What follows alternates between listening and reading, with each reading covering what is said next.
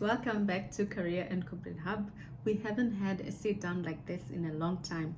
Last time I had a sit down like this, I spoke about doing a second video on job hunting, but yeah, this is me doing it now. I think the last few months have been very hectic that I couldn't get an opportunity to just sit down and take a video. So I just want to thank you so much for all the subscribers. We have now reached 1,000 subscribers, so thank you so much for really being part of this channel. It's been over a year now since we started shooting and sharing all things career and corporate. So today I thought we should talk about or rather just continue on job hunting. So the first video was talking about how to make your CV stand out. If you have not checked it out, if you have not checked it out yet, please do check it out so that you can then improve on your CV, and then you move on to this one on then what after you have done your CV and it's looking good, like what's next. So CV alone is not enough, therefore you have to do some effort and also some steps that could help you get shortlisted. So looking at job hunting alone is not enough, and you have to start looking at networking. So you do your CV, you obviously tailor it according to what you see on the job advert. Always make sure that what's on your CV is matching what's on the job advert, but avoid duplicating. Just try and use similar words but in your own words, so that when your CV is then being screened for shortlisting, then a lot of information is matching, so that your CV can get selected. So once you have sent it, I prefer to follow up the same time as I send my CV.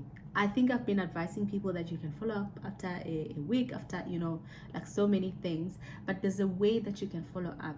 Always write an email with a story on why you have applied and why you are sending that email, because a lot of companies also inform you that if you have not heard from us after like a specific, maybe they put a date that after the 23rd of August or September, consider your application not successful. So for you obviously would assume that you can't follow up with that the company has received your CV or not. So it's always advisable to follow up immediately, and trust me, the experience is different.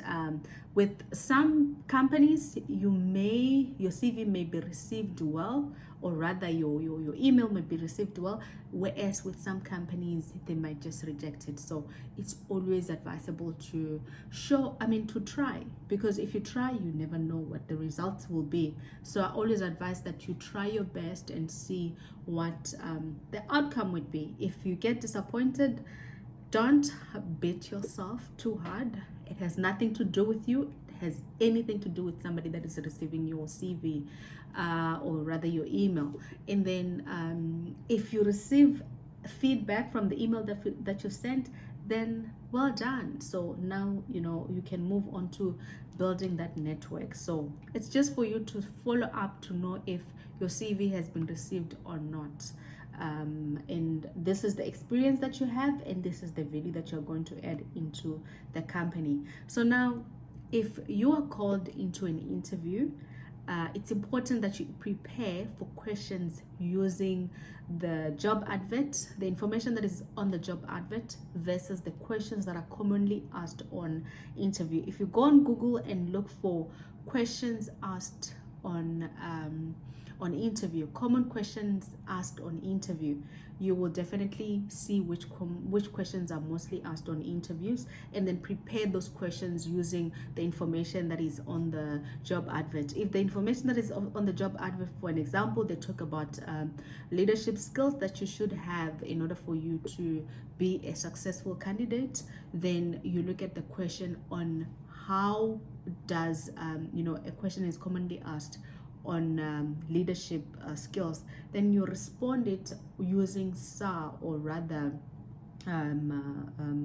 STAR, situation, task, action, and resolution. So you can also find this on Instagram, I have posted a picture with this information, how star, like answers work.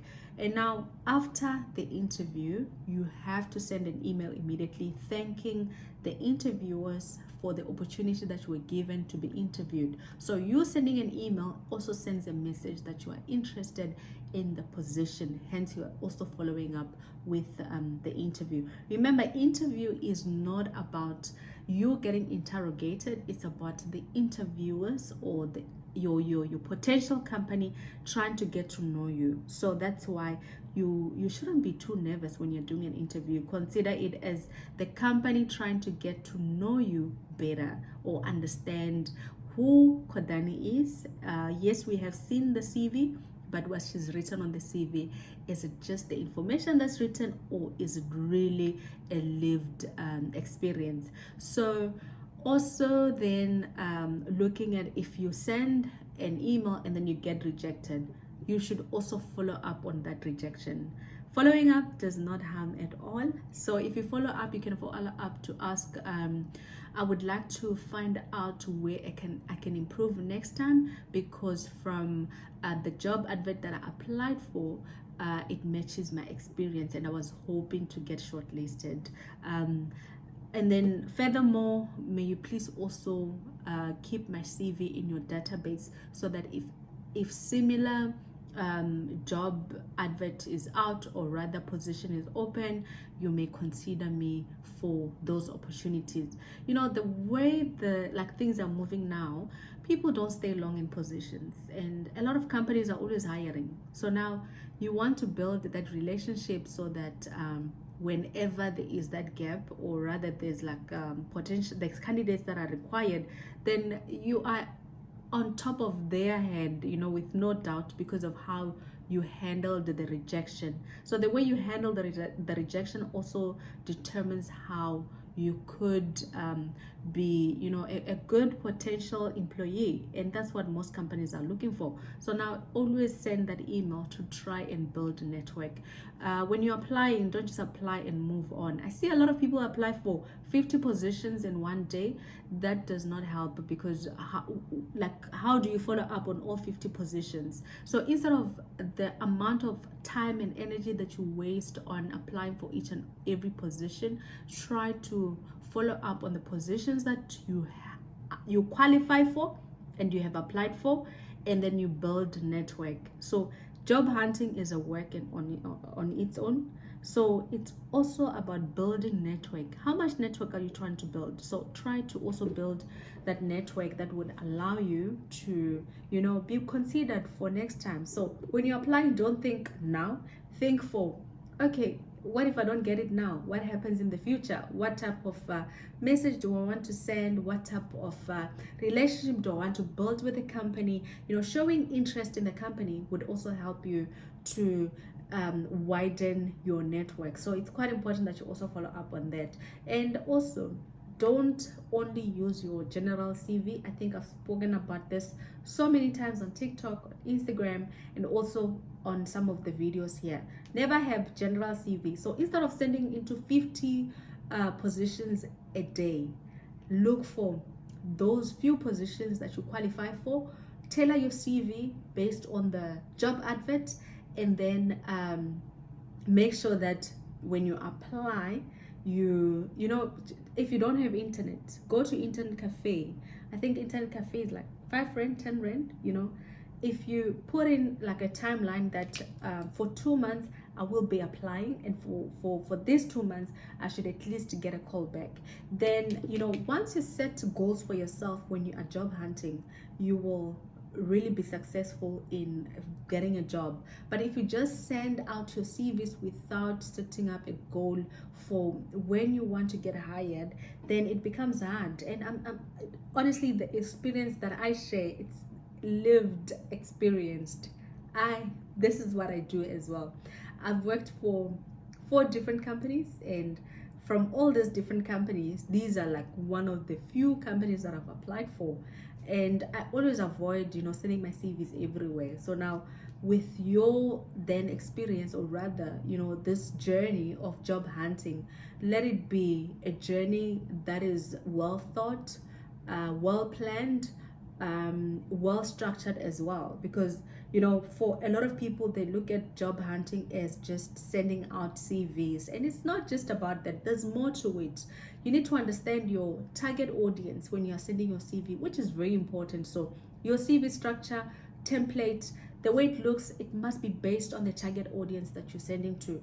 Ahead, there are some companies that immediately when you send, you know, with the application tracking systems or artificial intelligence systems, when you apply for a job, it rejects immediately. So if you're getting that automated rejection, you need to understand what went wrong, what is going on with your CV that you're getting rejected immediately. So sometimes it's also, you know, better to phone HR.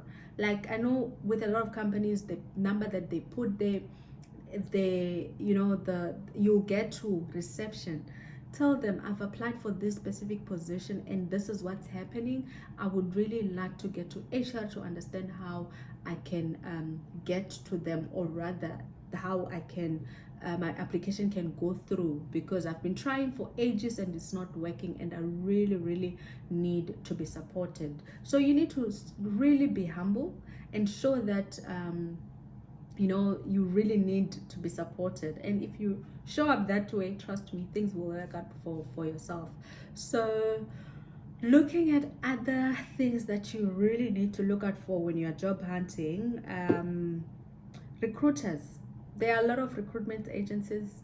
Try and get in contact with them. I remember one of the lady that I was working with, I should actually check up on her if she's now hired, and she was like, you know what, now me and that recruiter, we are friends. You know, that's the relationship you want to create, that when a job comes up, they just call you, because you know, now you have created that relationship.